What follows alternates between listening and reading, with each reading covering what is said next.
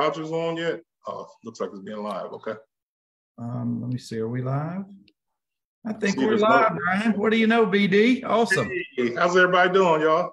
All right, all right. We got the big digs in the house tonight. I'm so happy for this. Guys, weekly conversations with Commodores, and I've got Brian Diggs coming out of Germantown. How you doing tonight, bud? Doing well. How you doing, sir? Man, I couldn't be happier. Could not be happier. I love Tuesday nights at 7:00. Yes, sir. And we're now on more than 3 years we've been doing this. Okay. And it's so much fun helping to build that community. Exactly. But the big digs is coming to us tonight. And I gotta ask, how did you get out of the clutches of the Ohio State? You're in the backyard. Story. That's a great story. John Cooper was the coach at the time. I graduated high school in 1990, and I wanted to get out of Ohio anyway. But long story short, Ohio State didn't offer me a scholarship. So if they offered me a scholarship, I might have went there. I'll be honest. But I really wanted to get out of Ohio. I grew up in Ohio. Columbus is a great town, but I just wanted to get out of Ohio. And then my first scholarship offer was actually Akron, University of Akron. And me and my mother drove up to Akron. It's about 100, 150 miles from Columbus. And Coach Faust, Jerry Faust was the coach. And he offered me a scholarship. And me and my mother just sat there and cried because I knew I was going to college. I just didn't know how I was going to go to college or where. But I knew I wanted to get out of Ohio. So, but Akron, even though it's in Ohio, I was pretty much set to go to Akron. But then Vanderbilt kind of scooped in, and I went on my visit, met Coach Brown, Watson Brown, and just fell in love with the campus and everything. So decided to go down south to Nashville. So. Had you ever been down south as far as Nashville before? I went to Jackson, Mississippi. My father, his wife, was from Jackson, Mississippi. So I went down there for Thanksgiving, and we actually drove through Nashville. And never thought I would go to college in Nashville. I thought it was just country music and just never even heard of Vanderbilt, to be honest, until I was recruited by Vanderbilt. So like I said, I got on campus and saw the trees and just the beautiful buildings and everything. It's just what a college looked like to me. So.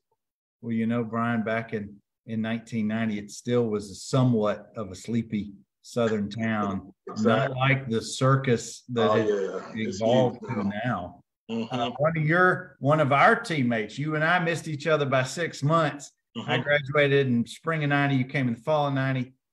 Lewis Eric Wooldridge says, "Hey, Big Lou." Big Lou. Yeah, from California. How you doing, Big Lou? Yeah. Lou, how's that top golf score?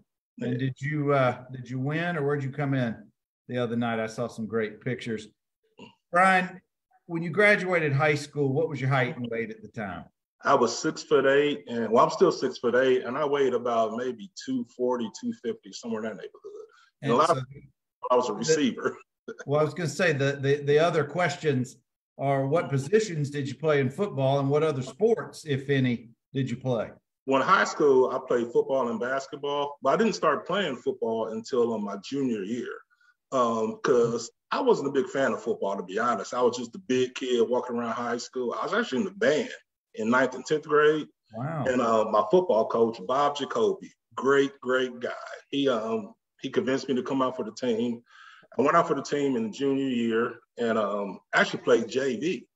And then he put me on some type of list that I started getting letters, you know, from Vanderbilt, from Ohio State, Notre Dame, Georgia Tech. And Georgia Tech was good at the time, Michigan State.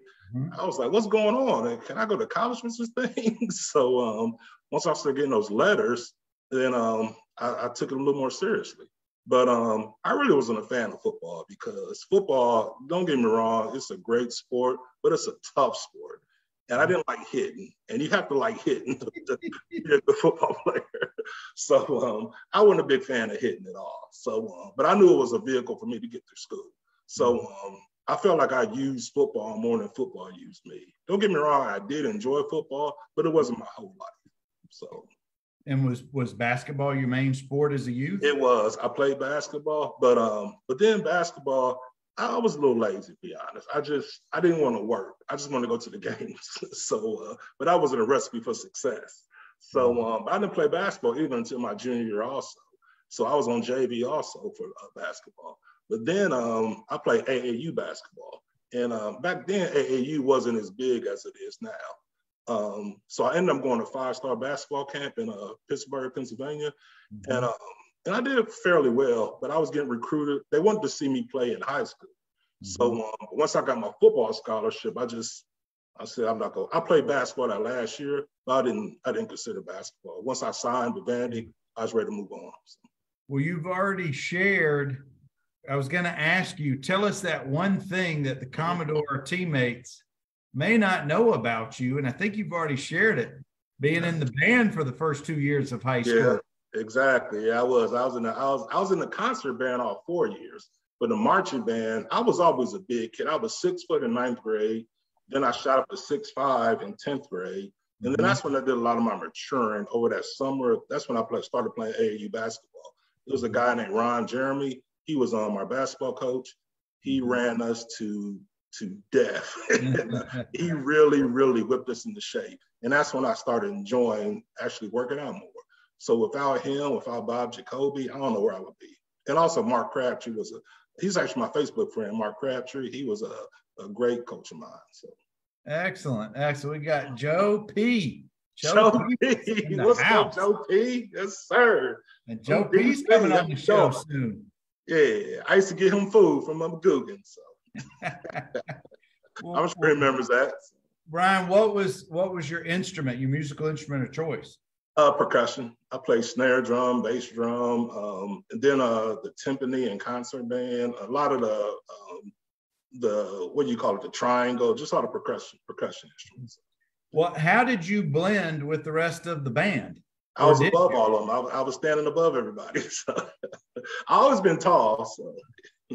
Well, I'm sure you had excellent hand-eye coordination that transferred over to basketball and then later in football. Yes, sir.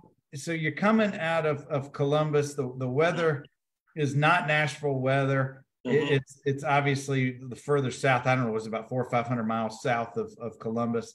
Exactly. Something like that. So you get to campus. Mm-hmm. And I always have to know, do you remember who were your hosts on your recruiting visit? My host was Aaron Smith. He was from Ohio also. He was from the Dayton area. I believe Troy, if I remember correctly. Mm-hmm. And he was my host. And he actually came to Memphis a few years ago. We all went out to dinner, him, his wife, my wife. And I believe he's in Chicago now. And he's a great guy. Very good. Very good. Well, what... and you didn't have a crystal ball at the time, but you were part of Watson's last recruiting class. Exactly. Yes, I was. And for many Vanderbilt players, well, let me flip that. It's the rare Vanderbilt player who has only one head coach. I was thinking about that also. Yes, I had two, Watson Brown and Jerry Donato. So. Very different styles, very different personalities, and very different approaches to being a head coach at Vanderbilt. Exactly. And we'll get to that transition in just a minute, but I want to talk about that fall of 1990. Okay. Were you redshirted? Did you play? Talk a little bit about that. I redshirted that year, and but I actually got to travel a little bit also. Yeah, I redshirted that year, and I traveled to Alabama and to Auburn, those games. And just being on the bus, I've never been a part of a police escort, actually flying to a game. That was just so new to me. I mean, I was so naive that when we got to Alabama, I knew of Bear Bryant, but I didn't think of, I said, this is the Alabama that Bear Bryant was at? That's what I was thinking in my mind, because I was just so limited to Ohio. I didn't do travel or anything. So I'm like, so this is what Bear Bryant was. So this is history. What have I got myself into? And well, I was going to say, prior to 1990, I think the two schools, Alabama and Ohio State, had only played a couple of times in the prior 50 years. So you probably didn't have a lot of exposure that way. Exactly. I just didn't know a whole lot about football, about the game, about the history or anything like that. Well, I know that was a good experience being on the road, even if you didn't get to play, but experiencing that. Yeah. Well, Brian, where did they project you your first year to play? And what about from either a strength standpoint or a weight gain, or talk a little bit about your body transformation? What were they trying to do? They wanted me to gain weight. I came in as a defensive tackle. Coach Mantooth was my coach, my position coach. I believe Greg Mantooth was his name. And seeing guys like Derek Sarter, Rod Keith, Lewis. I think Lewis was in that room also. And then the officer guys like Kevin Broden, Bobby Craycraft. I'm like, golly, Tom Benson. I'm like, I can't compete with these guys. So that was a tough transition. So I didn't have to gain a whole lot of weight. So was Cedric Moore still on the team when you got there? He was not there, but I believe he came back. Maybe that next year or something. Big Sid coming out of Bessemer, Birmingham area. Was he from Memphis or was he from? No, he's from the Birmingham, Bessemer area. Okay. But I do remember Rod Keefe, and he was a beast. And Derek Sauter, they were tough, very tough. So. Want to welcome Coach Gary Shepard is in the house with us. Hey, Coach, how you doing? Now, speaking of Coach Greg Mantooth, did you ever have a coach who spoke with more of a Southern drawl than Coach Greg Mantooth? Nah, that was one of my first experience with the Southern drawl. And Coach Brown had a Southern drawl also. And it was kind of fun. On my official visit, I wore a North Carolina starter jacket with Mac Brown was a coach at North Carolina at the time. And I had no idea that was his brother. I didn't even know the football coach at North Carolina. I just liked their colors. Because starter jackets was kind of the style back in those days. Oh, yeah. I loved that light blue. So I wore it on my visit. And Coach Brown said, that's my brother at Mac Brown. So every time I see Mac Brown, of course, I think of Coach. So. Well, he probably wanted to know if he was recruiting you and you just hadn't shared it, or he hadn't shared it with him. Exactly. Yeah.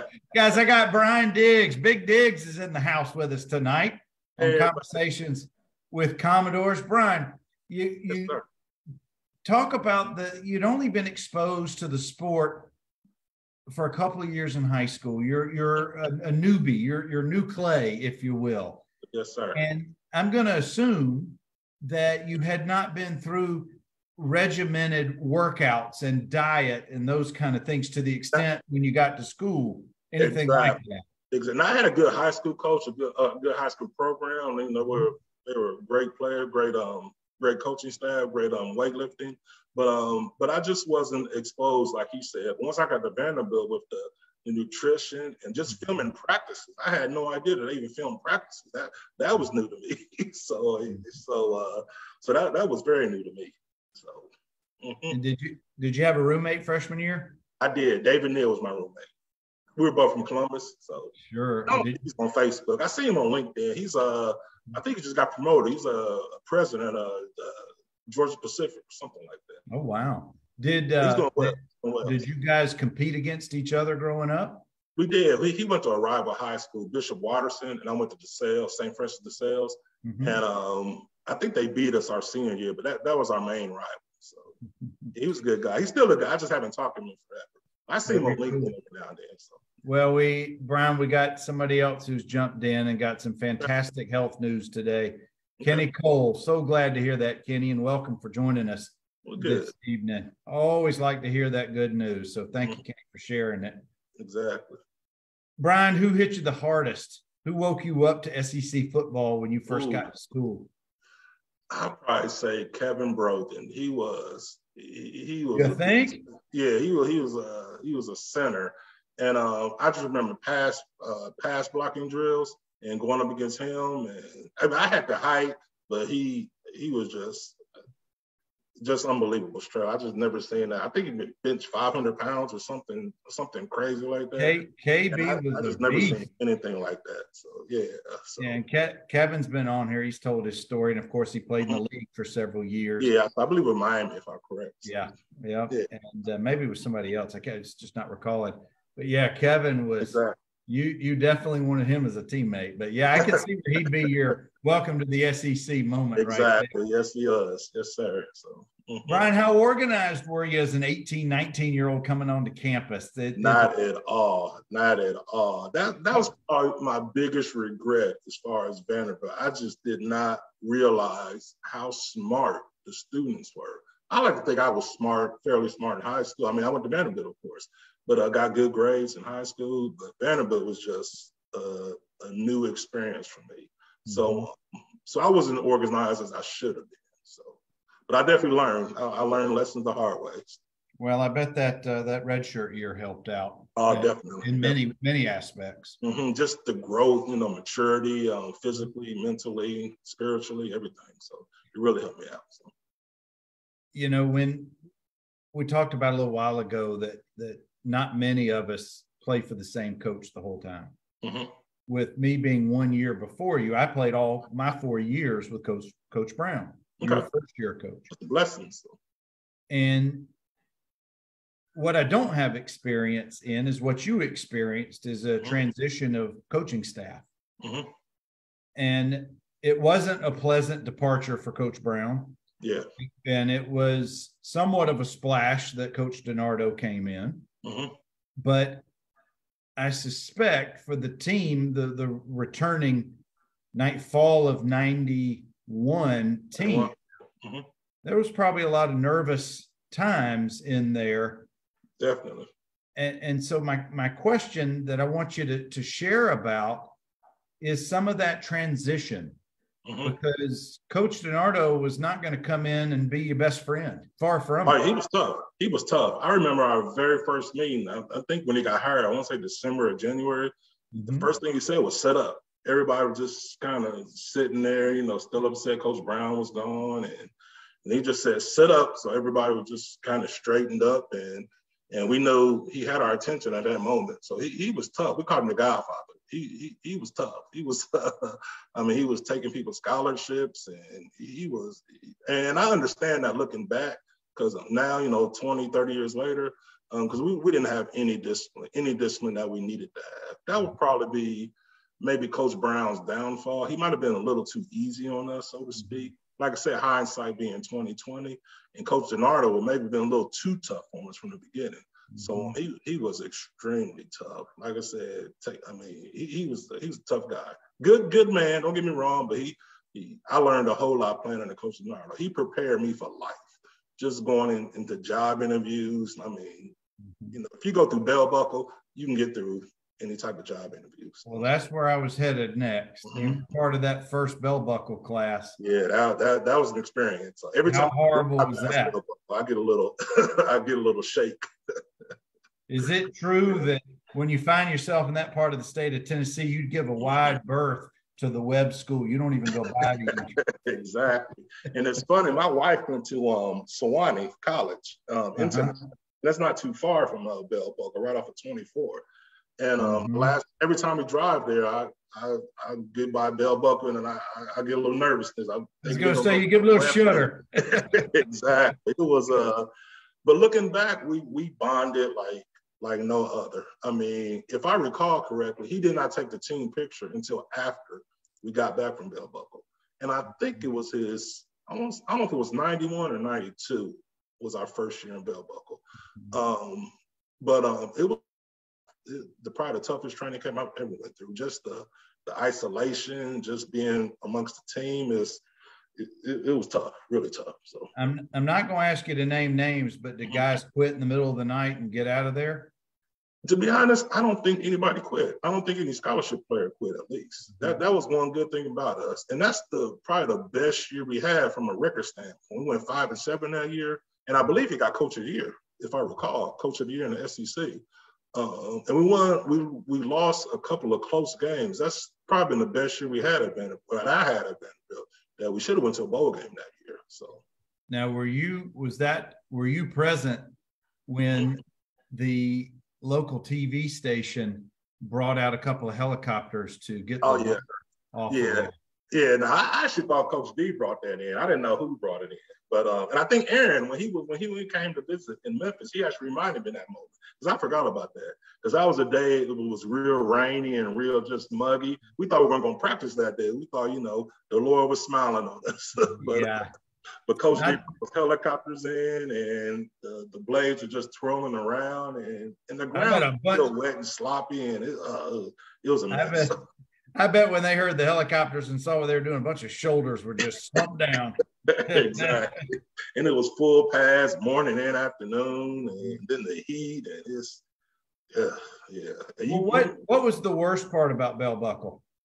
Just the isolation, just not being nobody there, and just amongst your teammates. And this, I got tired of these sweaty guys the whole week or 2 weeks, how long we were down there, and just it was horrible. I wouldn't put anybody through that. So. Well, it was pre-cell phone, it was pre-internet for the most part, you know, and it was you were just there to do one thing. Exactly. Just play football. Just play football. Yeah. They brought the weight room, the training room down there.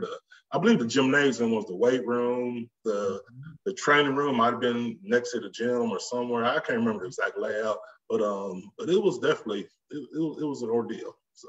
And what was the best part looking back now on Bell Buckle?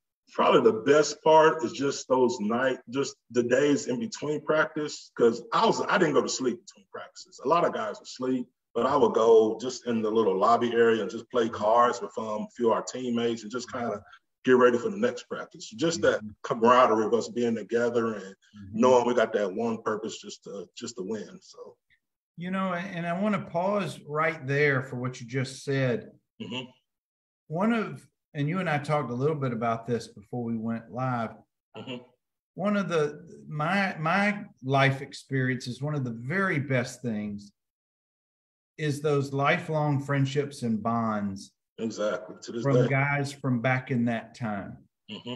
You know, and we're now, well, I'm 54 and I guess you're close to 50. Yeah, I just turned 50 this year. So. And it's now been 30 plus years since we've been active and a part of a team like that. But what I take pleasure in is I could call up a whole number of guys and just, hey, what's up? And 20 minutes later, you're laughing and, you know, and exactly. But do you have that similar experience and lifelong friendships? Exactly. And one thing that I'm proud of, I mentioned a little earlier that Coach Leonardo was taking people's scholarships and kicking people off the team. And I was glad that I was one of those guys. Actually, I wanted to be off the team, but I wanted to have my scholarship also. So it's kind of a double-edged sword. And he offered that to a few guys. And if he offered that to me, I might have taken that. But looking back, I'm glad I didn't. So it would have been maybe a full academic? It would have been a full ride. I mean, it would have been a full athletic scholarship. You didn't play football. You would still get tutors. You would still get all the benefits. Now, I'm not sure if you would get the meal plan or not. I can't remember that. But I didn't want to find out, to be honest. I didn't want to play that game because Brenner was what, $25,000 some dollars then. Yeah. Now it's about 4 times that. It's close to 80, I think. Yeah, exactly. So I didn't want to take that chance. So I am glad that I did finish at Vanderbilt. And if the transfer portal back then was what it is now, I probably would have transferred. So I'm glad so I'm glad it was like it was back then, because I'm glad I did finish. So. Well, I was going to ask, it sounds like all of us, when we get to college and we're playing ball, we start to have some doubt creep in. Exactly. You know, when you're going through high school and you got the grades and the recognition in your hometown and getting some accolades athletically and things, we're invincible as high school seniors, and we sign our scholarship. But from personally speaking, you get to school in the fall, you don't know anybody outside of your teammates. Exactly. You're starting to doubt your own athleticism because everybody else is very good at your position. Everybody was all-stars. Exactly. And then it takes, to me, it's like you've been stripped down and then you got to build yourself back up over the next few years. Exactly. And that definitely happened to me. And in my situation, a lot of people probably don't know this, but I feel like I'm actually a shy person, even though I kind of exude excitement and everything. But I just had some self-esteem issue. I didn't believe I belonged at Vanderbilt. I thought everybody was smarter than me. Everybody was more athletic than me. And then and not playing kind of wore me down a little bit. And then a moment happened in my senior year, the summer before my senior year. We had a basketball game between the coaches and the players in Memorial Gym. And I can't remember the actual situation or reason. But I did fairly decent that game. So Coach Leonardo, he didn't call me, but it was one of the grad assistants. It wasn't Shoot. It was I want to say maybe Coach Coiner. He actually called me out the blue to go meet with Coach Leonardo. And going to meet with Coach Leonardo, you know, he thought he was meeting with Marlon Brando or somebody. Like I said, he was tough. Yeah. So I said, yes, Coach, what do you need? And they wanted to move me to tight end because I did so well in that game. I showed some athleticism that you didn't really see in the weight room or on the 40-yard or the 40-yard dash. So they moved me to tight end. So I thought I was going to be a starter that year. But lo and behold, it didn't pan out for me. But I did fairly well, and I actually made the shuttle. The shuttle was a huge conditioning test that kind of, how can I explain this? It kind of destroyed your summer. You know, you spent your whole summer thinking about that conditioning test in the beginning of fall camp. And I actually made that shuttle time for the tight end. The tight end was lesser than the lineman. I can't remember the exact numbers. It was maybe 4 or 5 seconds less. So I felt like making that shuttle, I'm going to play now. Then it just didn't work out for me. So, but I'm glad I did make that move, and it made me really work harder. So. You know, it's interesting that you bring up basketball and being seen for your athleticism. Exactly. So many kids coming out of high school are asked if they play basketball to send tape. Because I think it shows your dexterity, it shows your hand-eye, it shows your feet work. And exactly. I bet you didn't even know it, but you were given a tryout during that game. Yeah, and a couple people told me to play basketball when I was getting recruited. They came and see a couple of basketball games. So I think that's very, very common. It could be, you could be a lacrosse player, you could be any other sports, and they just see that athleticism, and that's interesting. Yeah, and I recommend kids play more than one sport also. I don't think you should specialize, especially in high school. Or in middle school, you shouldn't specialize. Maybe high school is a little bit different nowadays because kids or parents are so more invested in their kids now. But I think you should play more than one sport. At least 2 sports: basketball, baseball, you know, maybe track, just something in addition to football. And the orthopedic doctors will tell you they want you to not have an overuse injuries by doing the same sport all year. Exactly. It's especially such a tough sport. So. Brian, we got one of the Keystone Cops. We got Billy Smith in the house. Okay. Hey, Billy. Sending some love your way. Hey, Billy, how you doing, sir? Oh, Billy, that's so great. Thank you, bud, for tuning in as you usually do almost every week. Of course, guys, I got Brian Diggs coming out of Germantown. Yes, sir. Well, Brian, who were some of your roommates during this? Not during travel, but during the on campus. David Neal was my first roommate, and then I had singles my next 2 years, my sophomore and junior year, and then I had because I felt like an only child. I had 2 older brothers, but they were 10 years and 11 years older than me, so I always had my own room. So I didn't really like having a roommate, even though David was a great roommate. But and then my senior year, we got the bright idea of moving off campus, because you would get like $600 a month. And who is this? Who is this we? Just us, just me and a few of the other players. We moved off campus. And Mario Allman was my roommate my senior year. It was Mario Allman. And then Brian Kepke, he lived with us for maybe a summer or so. And then we had another guy. He was a part of Vanderbilt, one of Mario's friends from back home. So we were getting like $600 a month or something like that. But that, you know, once you pay your rent and your other bills, that just went out. You were broken. It didn't stretch. Exactly. We didn't know that. And they had that one good thing about Coach Leonardo, he got us $90 a week on our, what do you call it, the Commodore card for the people that were on campus. So we'd go back to campus for class and for lunch, and you would meet somebody, one of the players, they would buy your lunch for you on your Commodore cards. So, yeah, you didn't have any money left after you pay your rent and everything else. So, yeah.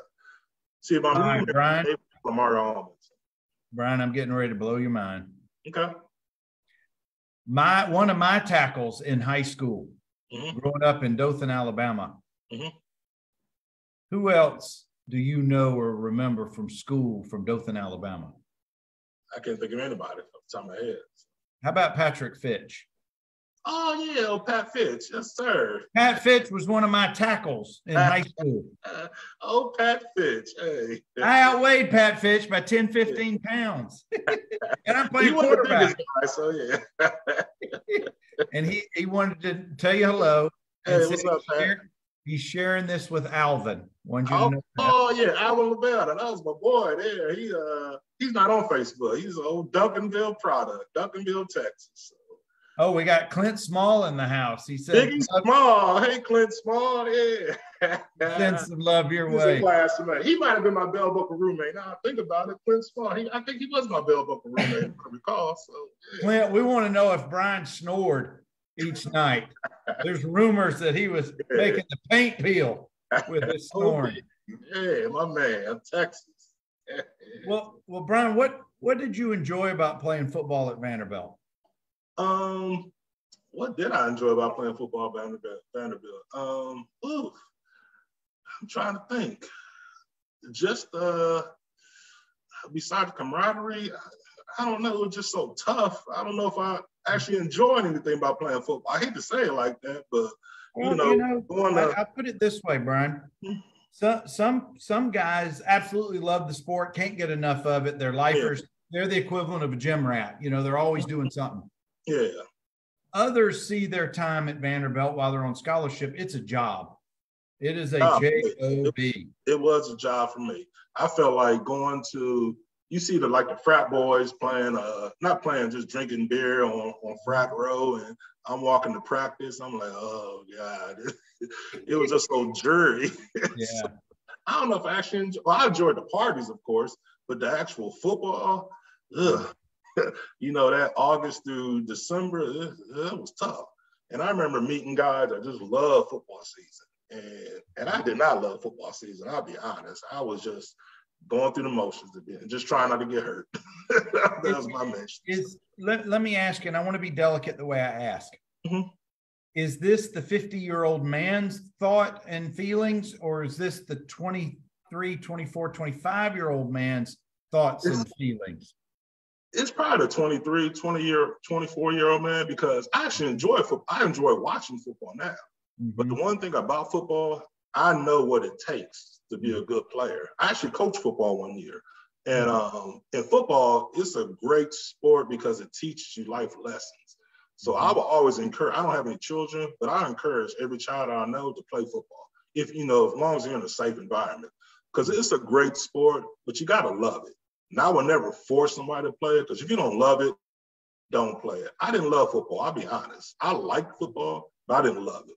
And you really need to love it to really be good at it. That's just my personal opinion. So, because it's so tough. Sure. It's got to be the toughest sport. Oh, definitely. Physically, mentally, emotionally, spiritually, however you want to describe it. It has to be. It is. Well, Brian, as you concluded your career and you graduated and got out of Vanderbilt, I want to stick to those life lessons that you're just referencing.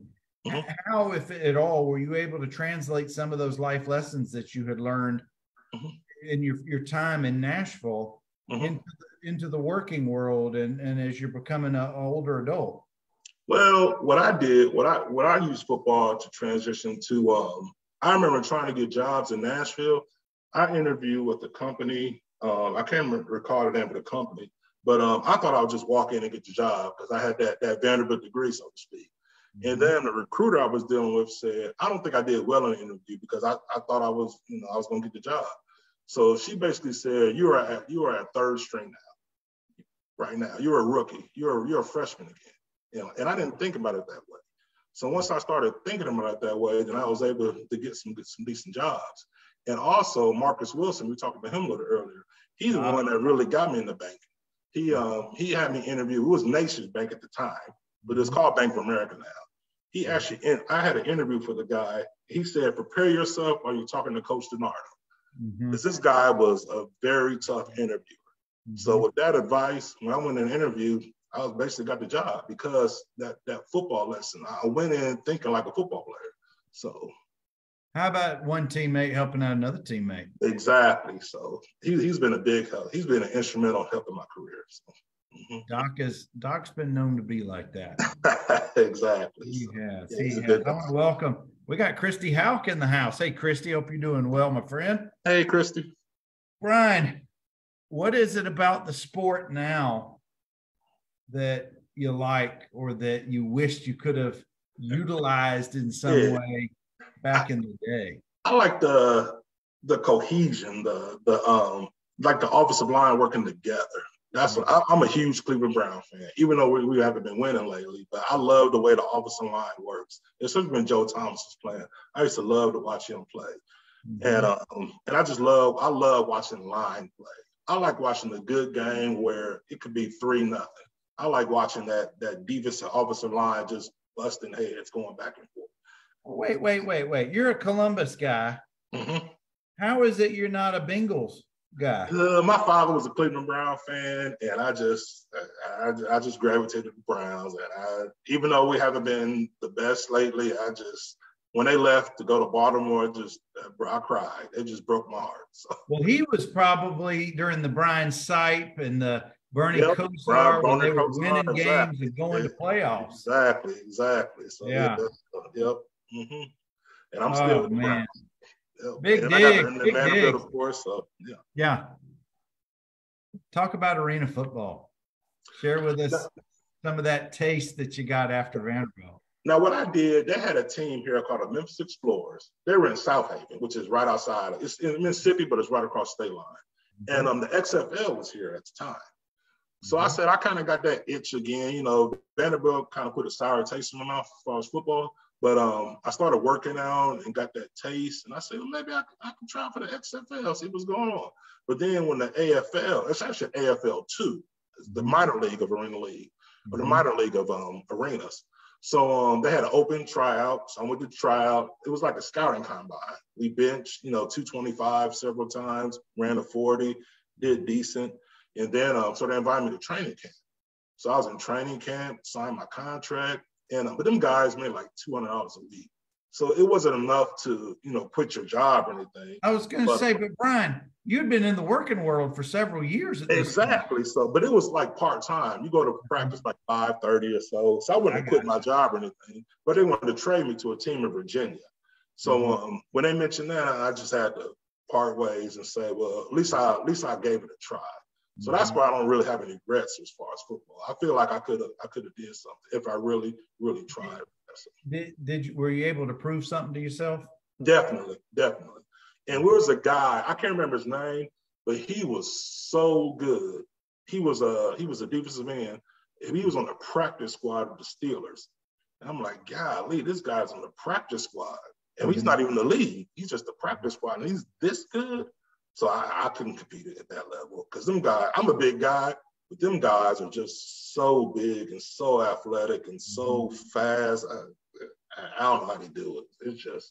It's amazing to me. So me and my wife went to a Grizzlies game the other day, and we sat fairly close to the court, not on the floor, but really close. You can see how big those guys are and how athletic they are. Even though the NBA is not NFL, but it's still, the world class. And just seeing big guys move like that, it's amazing to me. So, with you being 6'8", your average height. Yeah, I'm a big guy, so yeah. So. Well, you're also twice the age of some of those guys. It's a generation later. Athletes are all bigger, faster, stronger. Exactly. You have 6'8" quarterbacks now. You have, it's amazing. When you had a quarterback who was 6'5" back in our day, that was very tall. And now, he's still considered very tall, but there are so many more who are coming out 6'4", 6'5". Exactly. Well, Brian, do you keep up with Vanderbilt sports these days? Do you ever get on campus and go to these games? I go to at least 1 or 2 games a year. I went to the Elon game this past year because that was I think it was Labor Day weekend. It was the second game of the year. Yeah, so we went to that game, and I try to go to homecoming at least every year. And I go to when they play at Ole Miss, I try to go to that game because that's closer to Memphis. Sure. But I haven't been to any other road games for Vanderbilt. So, and then I try to go to a basketball game too every now and then if I'm in town. So, well, what would this is a common topic that a lot of us have had in the last several months. We're growing our community. We're getting more involved with the program. Candace and Coach Lee are certainly doing much more than's been done in the previous decades about making players feel welcome. Yeah, I guess they've done a great job. They really have. But if you had a wish that could be granted along those lines, what would you like to see the current administration of the current football team do toward football alums? Well, they're already giving us free tickets to the games, at least a couple of games. I like that. But I would love for them to, once they get a suite, like invite the players to a suite, maybe for one game, just a group of the players. I know you can't invite every single player, but at least the one that are contributing, just to watch the game from the suite, or maybe a sideline pass also. I would love to watch a game from the sideline. So, you make such a great point. If we had a wish list on the improvements at the stadium, I wish there would be a football alum dedicated suite. Yeah. You could pick a game a year or something like that. Exactly. And bring one person. This is just our wish list here. Exactly. How cool would that be to be in a big suite with all former ball players, watch a game as a group? Exactly. And just talking smack like we do and telling lies and just doing what old football players do. So, yeah. So that would be so, yeah. Man, that's some good stuff. Brian, before we get out of here, share what you're doing professionally these days. Okay, what I'm doing, this is a company called Power and Tel. I'm the director of credit. I manage a team of 6 people, and we give credit lines to customers that buy network fiber, cable boxes, batteries, just handholds like customers like AT&T, Verizon, not Sprint, T-Mobile, all those type customers that we sell products to. And I manage the credit department. So I'm responsible for all the accounts receivables and giving out lines of credit to our customers. So, and I really enjoy that. So I've been there. If you live in the Memphis area and you need a line of credit and it happens to be for one of these products, hit up Brian Diggs. Yes, sir. Oh, we got OJ Fleming in What's the house. up, OJ? Yeah, proud Democrat. Go on, OJ. BGA, my man. And I think, didn't you guys overlap a year or two? He's a little younger than me. I think he came in maybe in 94. It might be the same situation for you. I came out in 94 and he came in 94. So I believe he came in 94 because you came out in 90 and I came in 90. That's right. Hey, OJ, you may be late to the party, but it's better than not being at the party. We got a party with the Big Digs tonight. Sir. And Brian, I'm going to get you out of here in just a minute or so. Okay. And I appreciate you sharing your time with us. And I hate that I harp on this every once in a while. That's fine. Us old guys growing up, no phones, no internets, none of those things. We did a simpler way of life. Yeah. The current athlete lives in, or the current kid or young people, we live in that world, old adults too, the world of instant gratification. And I'm not saying that the athletes today are more or less talented than they were in the previous generations. Yeah. I guess what I'm trying to ask is, do you see, I guess, a difference in the current younger athlete from a personality standpoint? It's definitely different to the sport.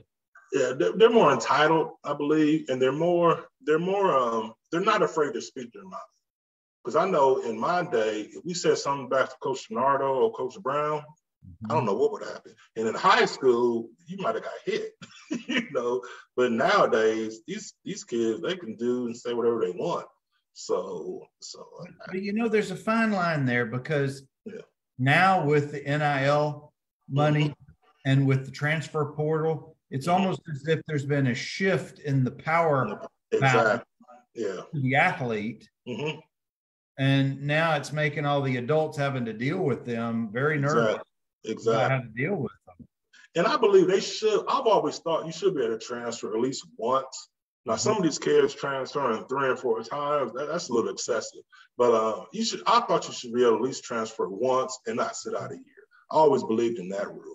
Now with COVID, I know that some kids getting these extra years here and there, and I can understand that. But once this kind of phases out COVID, the COVID situation with the extra years, I don't think it'll be more 4 or 5 years max for that red shirt year. but I always at least transfer at least once, because that's a big decision. You're 18, 19, you know, where you're going to spend the next 4 years of your life. So yeah, we can't all be JT Daniels, the quarterback, and be on our fourth Power Five. Yeah. I think he's at Rice now. So, yeah. I think he's going to end up with more years than Hunter Renfro from Clemson. Exactly. Back in the day. And I saw somewhere, I think he got an 8th or 9th year. So was it Oregon or Oregon State or something like that? Yeah, he's a grandfather. He's about to retire. Exactly. But Brian, I want to thank you for joining me on Conversation. My pleasure getting to know you a little bit, learning your journey, and sharing some of your stories with us. Thank you. I really appreciate being here. Okay. My pleasure. Well, guys, I've got folks lined up. They're continuing to line up, and I just keep coming on Tuesdays. Next week, we've got Allison Wenzel, who's going to join me again. She's in the athletic department. Okay. She's going to talk about the Ingram, and I'm going to mess this up, the Ingram Center for Athletic Success. Okay. I may have the title wrong, but it's a new program that she's going to explain how our student athletes are going to benefit from. And hopefully it's also appealing to future student athletes to want to come to Vanderbilt. Okay. I'll definitely tune in. So it's good. It's good stuff. You guys continue to be safe out there. And as always. Yes, sir. You do the same, Bernard. Thank you. I'll be careful. Have a good one. All right, you too, sir.